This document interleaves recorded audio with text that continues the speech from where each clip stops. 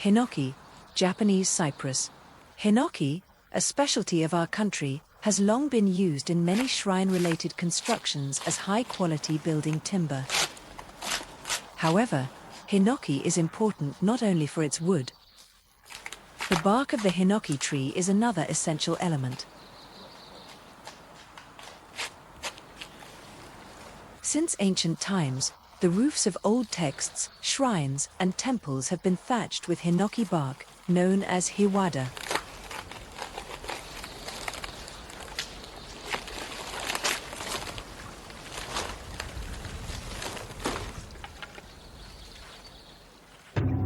Hiwada roofing. This method fully utilizes nature's blessings and highlights the beauty of the bark. The technique of thatching roofs with hiwada and kokera, thin wooden shingles, is unique to Japan, refined over many years and passed down by our ancestors.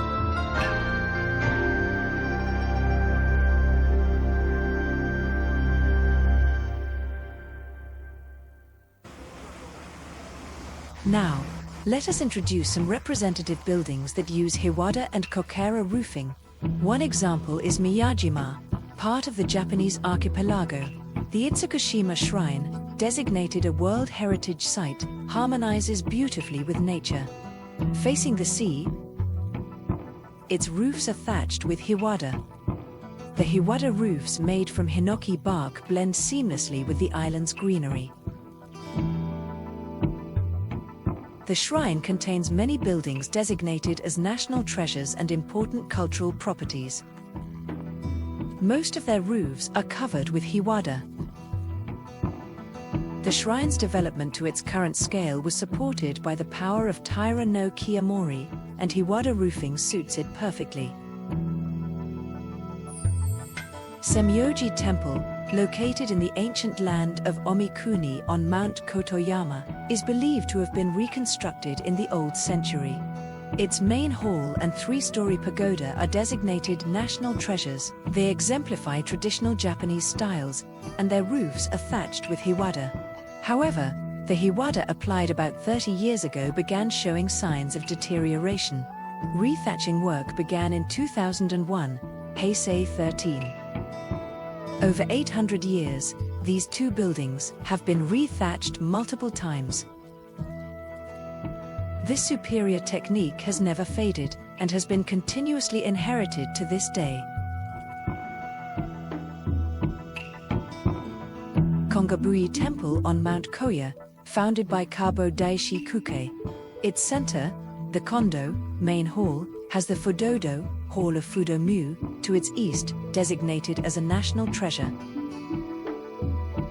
Fudodo, enshrining Fudo-mu, is built in the Iramoya Zukuri style and has a complex, intricate roof.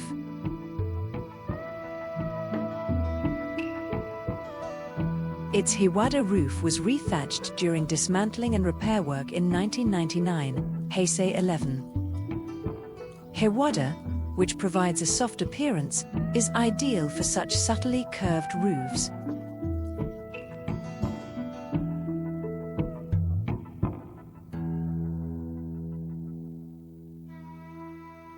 Slightly north of central Hiroshima lies Anrakuji Fudoin Temple. The Kondo of Fudoin, built in the Iramoya Zukuri style with a makoshi, pent roof, is a national treasure and the largest surviving Zen-style Buddhist hall from the medieval period. Its roof is thatched with Kokera shingles, well suited to the strongly curved Zen-style architecture. Kokera roofing uses thinly split boards of cedar or cypress. Though the technique and finish are similar to hiwada, Kokera appears somewhat lighter.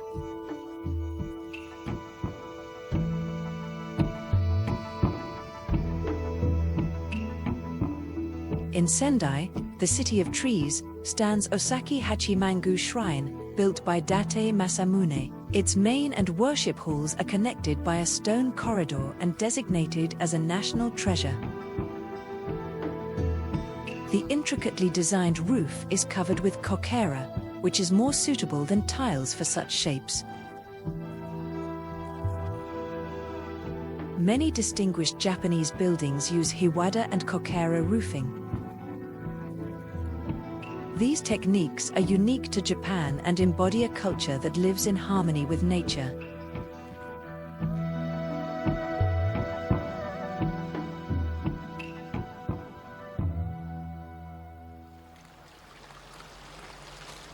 In autumn, when the forests turn color, hinoki bark is stripped.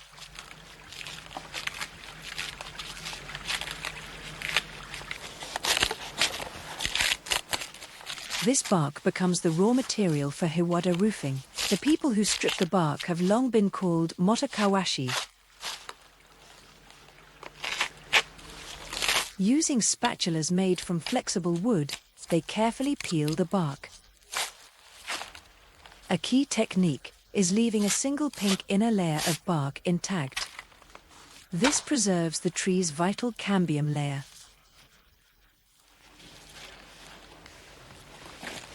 Burinawa, swing rope.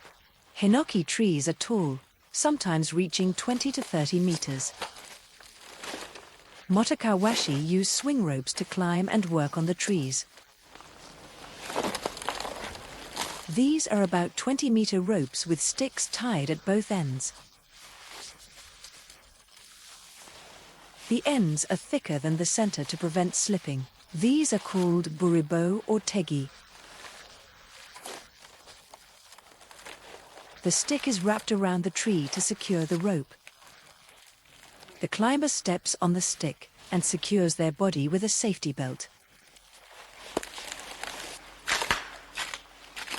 This allows both hands to be free to strip the bark. The bark is carefully peeled upward, using the spatula. When the strip reaches 5 or 6 meters, it is cut and dropped. The key is to let the bark land softly to avoid damage. When climbing higher, the lower rope is detached and resecured.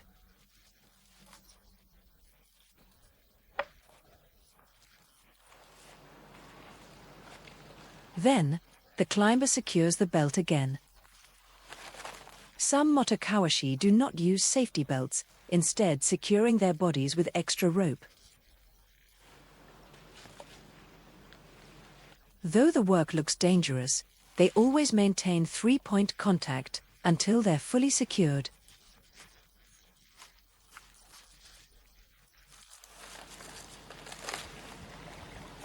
They peel up to where the branches become dense and the bark is unusable.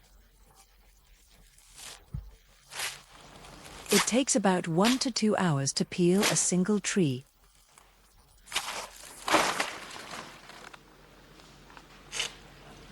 Since World War II, Hiwada production has declined. Chronic shortages have been a problem. One cause is the aging of motokawashi. But recently, efforts to train successors have borne fruit, and young people have entered the trade. Peeled bark is sorted by width and thickness, then bundled with bark scraps.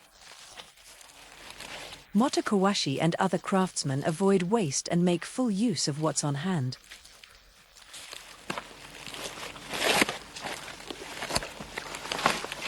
The peeled Hiwada is transported. Along with training successors, growing hinoki trees is also crucial for Hiwada production.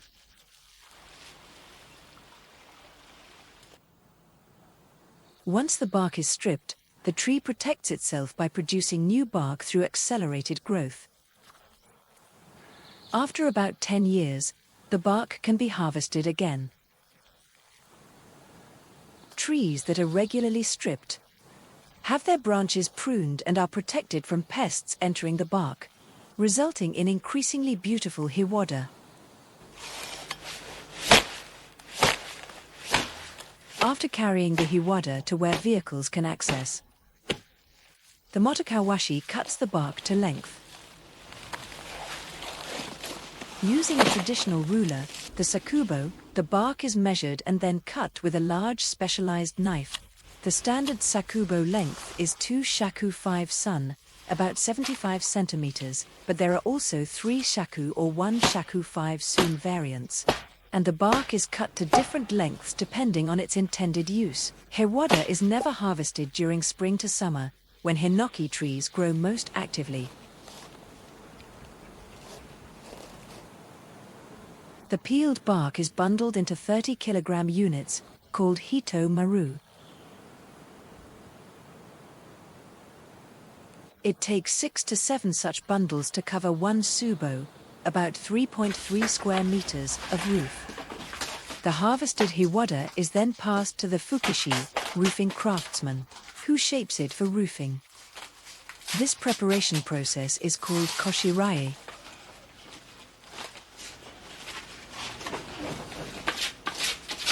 The koshi is performed on a workbench made from cross-sections of fine-grained wood such as hinoki or pine.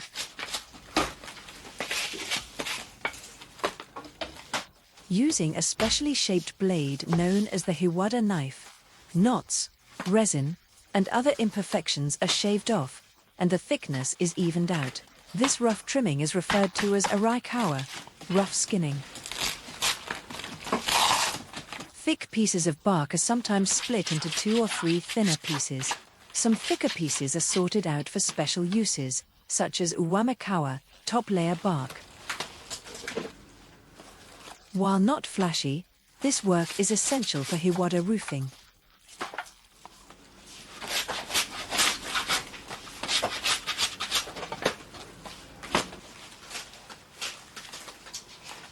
After washing, the bark proceeds to the tsuzurikawa process.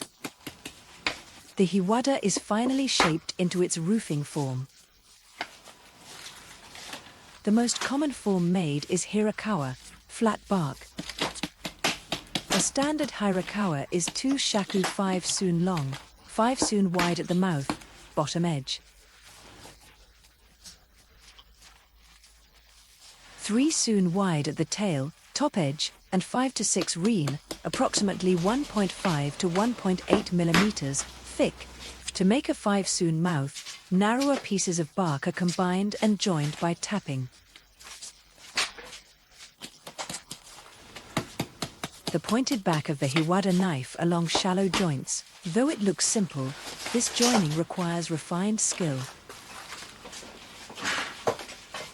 2 or 3 pieces are combined, and the mouth and tail are trimmed to set lengths.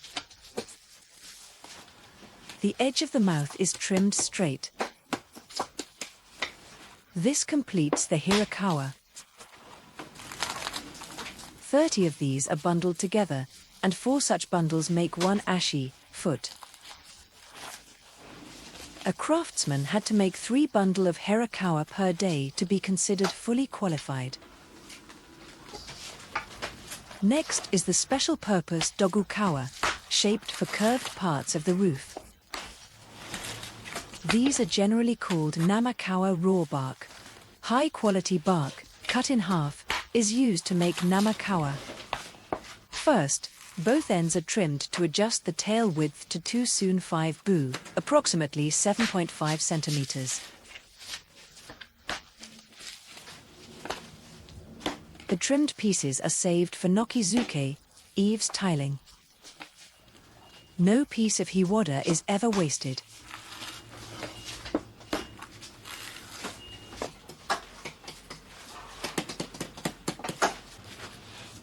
The mouth is trimmed to length. The edge of the mouth is shaped into a gentle curve for use on curved roof sections. Accordingly, a pre-curved knife is used for trimming. In this way, the various types of hiwada for roofing are prepared.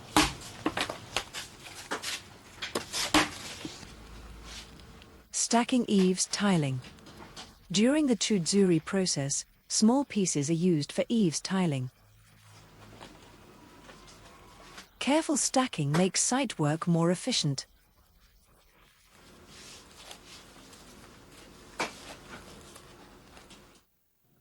These are finished hiwada pieces. Those used on flat parts of the roof are called hirakawa. The special use ones are called dogukawa. With koshi complete, Preparations for Hiwada roofing are ready. Logs of sawara, Japanese cypress, are piled up. Sawara and sugi, Japanese cedar, are used as raw materials for kokera roofing. In some regions, chestnut trees are also used. After felling, sawara logs are left to season for 6 months to a year, then cut into one saku, approximately 30 centimeters, lengths. This process is called tamagiri block cutting. The white sapwood of the cut sawara is then removed with a large knife and a mallet. The red heartwood is used for kokera shingles.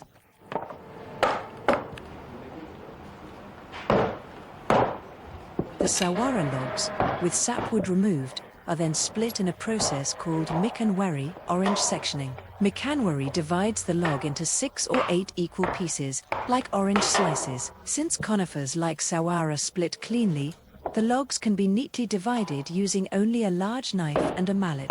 As such, sawara and sugi, which have a straight grain and contain oils that repel water, are ideal and commonly used materials for kokera roofing. The mikanwari split logs then proceed to kidori, wood selecting, or wakidori, grain sorting. Only the straight-grained, masame, parts are used for kokora. These sections are trimmed with a kidori knife.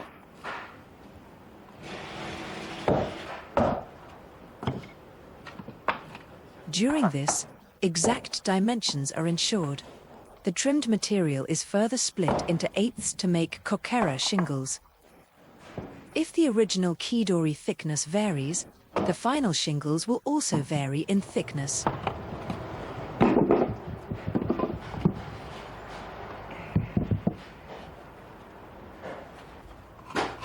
The edge of the kidori prepared material is shaved with a tool called sen, a draw knife. This edge is the only part visible once installed, so it is given a decorative finish.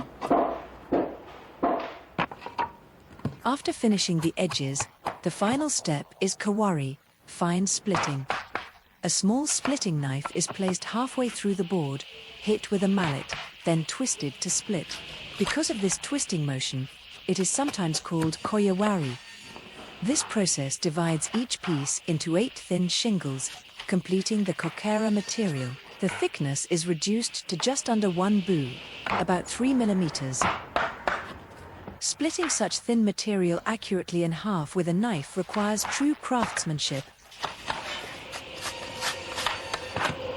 The finished kokera materials are bundled into 12 to 13 kilograms units called ichiwa.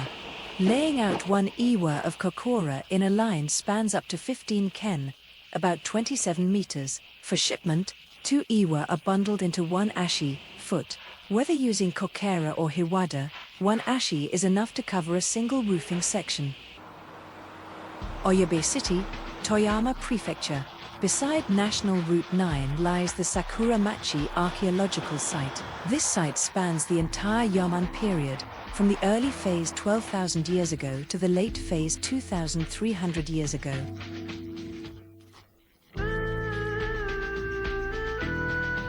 Excavations revealed processed materials with drilled holes, confirming that raised floor buildings already existed in the Yaman era. Roofing beams were also discovered, and the bark of Japanese walnut was used as roofing material. A raised floor structure has been reconstructed, faithfully replicating a building of the Yaman period. Like the artifacts, the reconstructed roof uses walnut bark for the base layer, topped with reed thatch.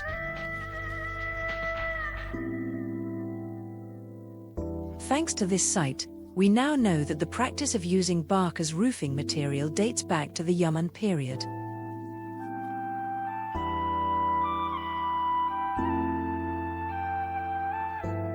Roofing materials evolved with time, from reed and straw to the use of tree bark, eventually progressing to itabuki, splitting wood into planks and thatching roofs with them. The Sessa Amoto Shrine at Itsukushima Shrine still has a roof made with itabuki,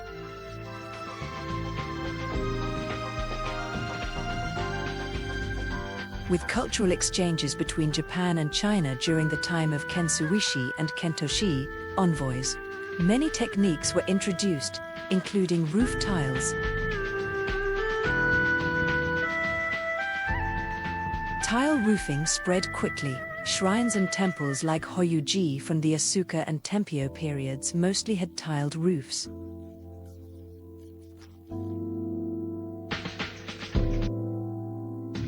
Later, Japan developed its own architectural styles. One such style was the Tahoto, multi-story pagoda.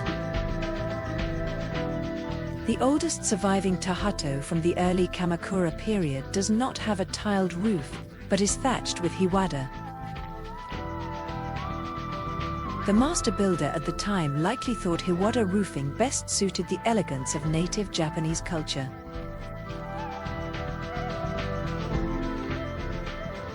Later, Zen Buddhism was introduced by monks, and its architecture strictly followed Chinese styles. However, the Jizo Hall at Shofuku-ji, a typical Zen complex, does not have tiles, but is thatched with uniquely Japanese kokera.